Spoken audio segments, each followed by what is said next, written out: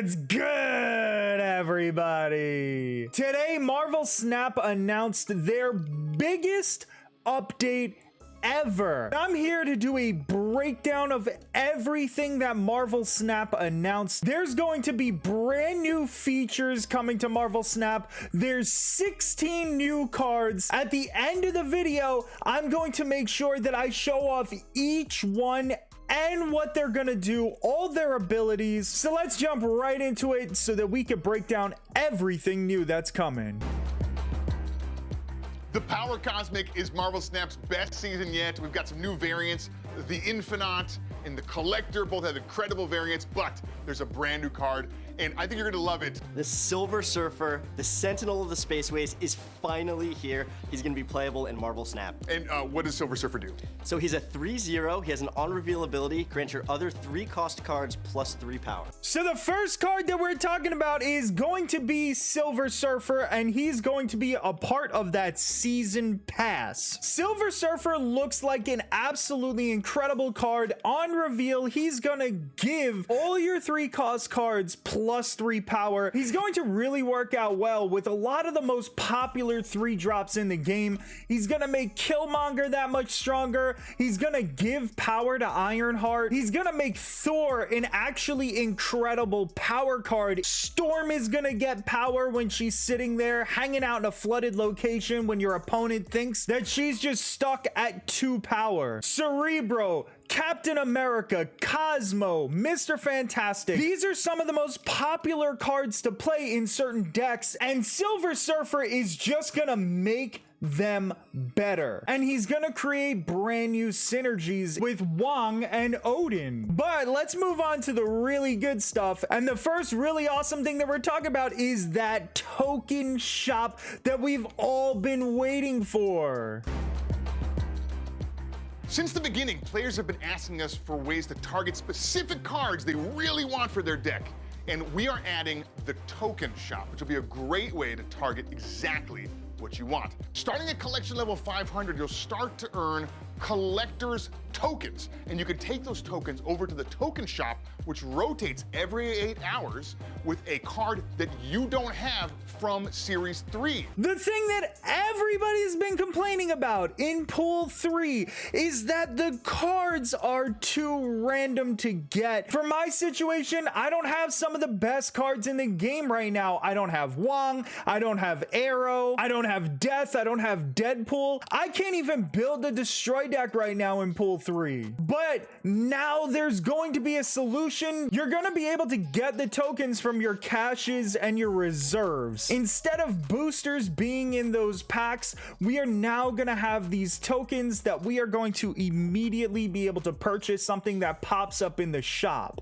If you don't have the tokens yet, it's okay. You can pin the card and it'll wait there for you until you do have enough tokens to buy it. And as you can see, you can pin the cards in your token shop. Even if the 8 hours goes up and you don't have enough tokens, it does not matter because you'll be able to purchase it after pinning it in the shop. You can have it pinned up there for days and days and days, however long it takes for us to collect these token coins. But here's an important thing to note about pinning the cards. If you do not pin a card that shows up in the token shop, the token shop will cycle through all the unowned Pool 3 cards that you have until they come back around to that one card that you forgot in the beginning. So if you really, really like one of the cards, you have to make sure that you pin it immediately. The token shop is going to refresh every 8 hours,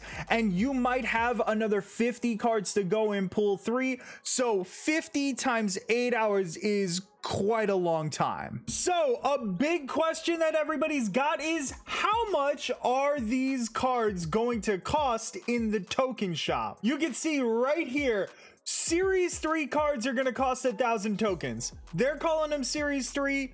We're used to calling them Pool 3, so we might go back and forth, but just know that if I say series, I mean pool. If I say pool, I mean series. As simple as that. But what else is on this list? There's also Pool 4 and Pool 5 for 3,000 tokens and then 6,000 tokens. That's right, as we said earlier, there's gonna be 16 new cards and they're going to be pool 4 and 5. Even if you didn't finish pool 3, you will still have a chance to get a pool 4 or a pool 5 card from both the reserves, the caches, and the token shop. And as you probably already know, there's safety valves in place so that you can't go too many caches or too many reserves without hitting a card.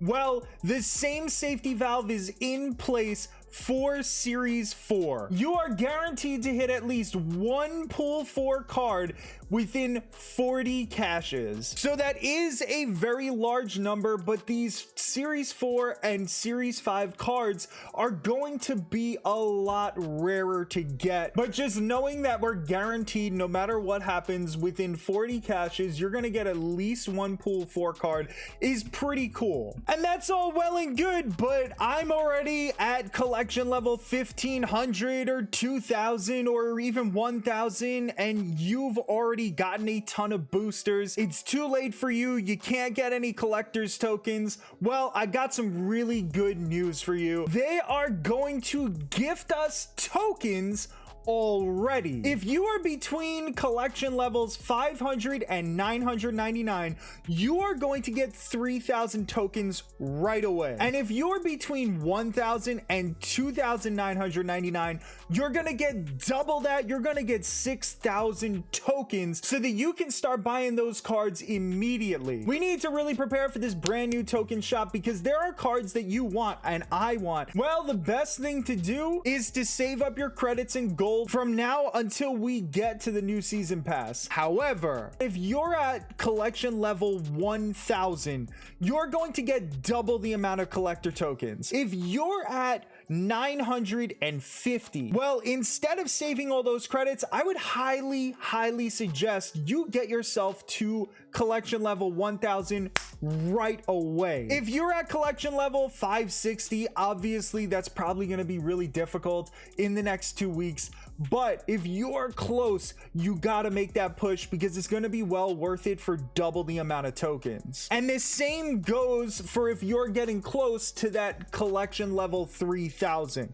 I don't want to leave out any of the veterans of the game because you guys could get triple the amount that a normal person's gonna get. You're gonna be at 9,000 if you're at collection level 3,000. It is well worth it. And if you're not at collection level 500 yet, they're gonna give you 3,000 tokens once you hit 500. So you won't miss out on this if you're not in pool 3 yet. You're still gonna get those tokens right away, so you're still gonna be able to add them up to your collection immediately. And one final thing that I want to mention before we look at all these new cards and I show you exactly all their abilities and what they look like, they also announced that they will be adding one card per week after the launch of tokens. So cards are going to be dropped into either pool 3, pool 4, pool 5. Every week they're going to add an additional new card, which is going to keep the game fresh, and I love that. It felt like it was worth showing and mentioning before we hopped into the brand new cards. And we are starting off pool 4 with a bang. We got Absorbing Man. On reveal, if the last card you played has an on reveal ability, this card is gonna copy it. Absorbing Man is basically the Mystique of on reveal abilities. We've all seen the damage that Mystique can do when paired with the right cards. Absorbing Man is going to have the same type of power when he's paired up with someone like Black Panther or Gamora or even Rescue.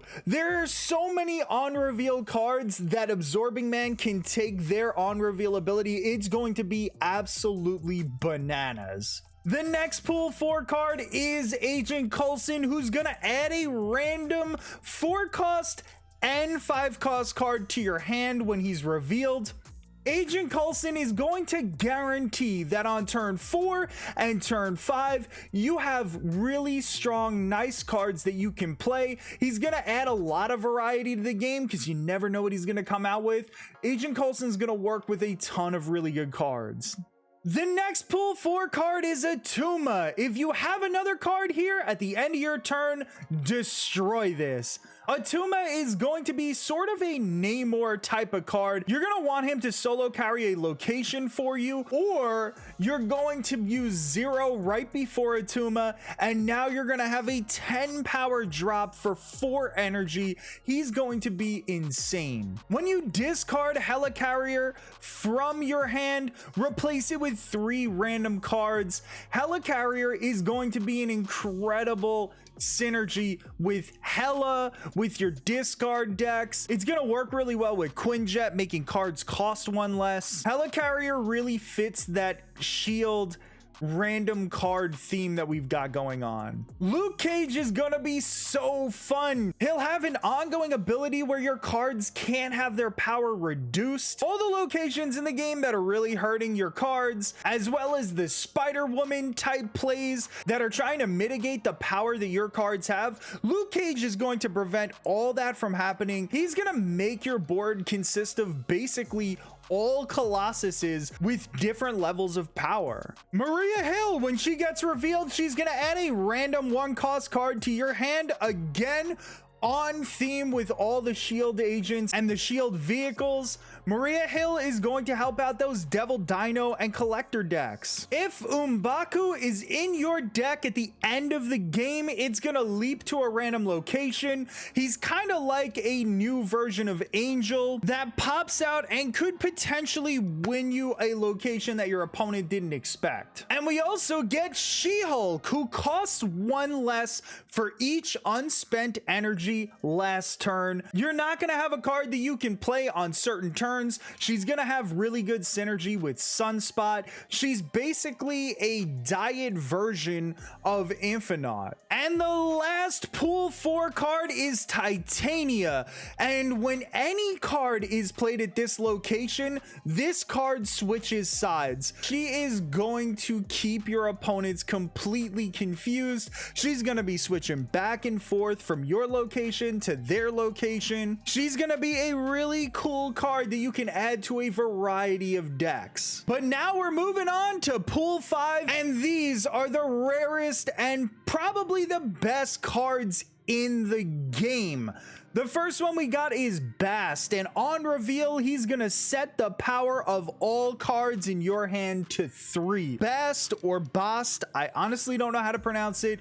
He is going to work incredibly well with a card like Cerebro. He's going to allow you to have a lot of 0-cost or 1-cost cards that are suddenly going to get juiced up, and you can just drop them like crazy on turn 6. The next pool 5 card is finally the official release of Galactus. As you guys probably know, because you've probably seen him from pulling him from a location or Nick Fury. On reveal, if this is your only card here, destroy all other locations. Galactus is going to be an absolute menace once he's in people's decks. He's gonna go around destroying every location as he ends up being the last card standing. And next up we got Shuri, and on reveal she's doubling the power of the next card you play. She is going to have absolutely insane synergy with Black Panther, and really she's gonna have insane synergy with a ton of cards in your decks. She's basically a walking Kamar Taj, and Super Skrull is one of the most interesting new cards that we could have possibly gotten. His ongoing ability is gonna allow him to have the ongoing effects of all your enemy cards. So when your opponent is out there dropping a bunch of ongoing cards and he thinks it's an absolute lock for him to win, Super Skrull's gonna come out, jump onto the field. He's going to do all the same exact effects as your enemy, plus you are gonna be prepared for it with higher power cards, and you're gonna end up winning. And of course, the final pool 5 card is Thanos. We've all been waiting for Thanos to get dropped in this game, and at the start of the game, he's going to shuffle the 6 Infinity Stones into your deck. First is the Mind Stone, which will allow you to draw 2 stones from your deck. You'll right away have them in your hand. Then the Reality Stone, that allows you to transform this location into a new one and draw a card. It is basically Scarlet Witch with card drawing abilities. The Soul Stone on reveal will allow you to draw a card, but also has an ongoing ability that minuses 1 power from enemy cards here. The Space Stone will let you move 1 card at this location on the next turn, and then you'll draw a card at the end of it. The Time Stone gets you +1 energy on the next turn, and you get to draw a card. And of course, you put it all together, then you drop the Power Stone on the board, and its ongoing effect is going to give Thanos +10 power if you've played all 6 stones. Thanos is going to be an absolutely insane card. He is going to be strong, he is going to be powerful, and he's going to have the Infinity Stones doing work around the board so that you can go ahead and defeat your opponents with just the stones and just Thanos, along with a couple of his minions sprinkled in along the way. And those are all 16. Really, it was 22 with all those stones, and maybe even 23 with Silver Surfer, but we have a ton of new cards coming when the season pass drops. I am super pumped about this update. Hopefully I answered all your questions, and if you've got any more, let me know in the comment section below, or hit me up on Twitch. I'm on there 4 nights a week from Monday to Friday, except for Wednesdays at 11 p.m. Eastern time. Come hang out, it's a good time. And if you enjoyed the content, please give the video a thumbs up, subscribe to the channel, it helps out immensely. And I appreciate you guys for watching, and I hope you have a wonderful rest of your day, and I hope you have a happy Thanksgiving if you celebrate.